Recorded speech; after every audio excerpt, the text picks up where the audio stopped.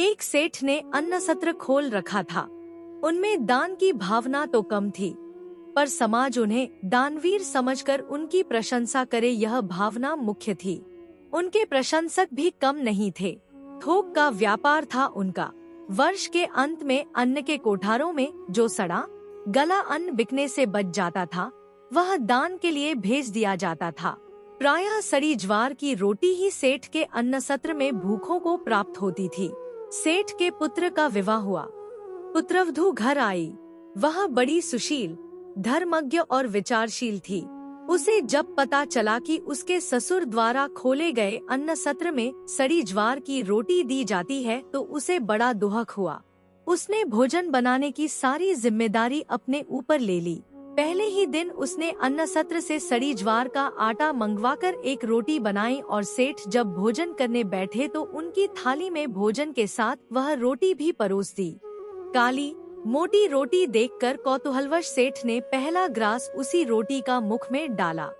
Grass मुंह में जाते ही वे थू थू करने लगे और थूकते हुए बोले, बेटी, घर में आटा तो बहुत है, यह तूने रोटी बनाने के लिए सड़ी ज्वार का आटा कहाँ से मंगाया?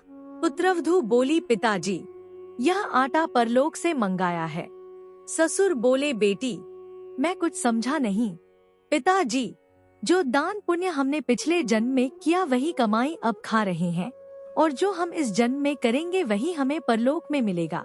हमारे अन्न सत्र में इसी आटे की रोटी गरीबों को दी जाती है। परलोक में केवल इसी आटे की रोटी पर रहना है। इसलिए मैंने सोचा कि अभी से हमें इसे खाने का अभ्यास हो जाए तो वहाँ कष्ट कम होगा। सेठ को अपनी गलती का एहसास हुआ। उन्होंने अपनी पुत्रवधू से क्षमा मांगी और अन्न सत्र का सड़ा आटा उसी दिन फिंकवा दिया। तब से अन्न सत्र से गरीबों, भूखों को अच्छे आटे की रोटी मिलने लगी। आप दान तो करो, लेकिन दान ऐसा हो कि जिससे दूसरे का मंगल ही मंगल हो। जितना आप मंगल की भावना से दान करते हो, उतना दान लेने वाले का भला होता ही है। साथ में आपका भी यह लोक और परलोक सुधर जाता है। दान करते समय यह भावना नहीं होनी चाहिए कि लोग मेरी प्रशंसा करें, वाहवाही करें।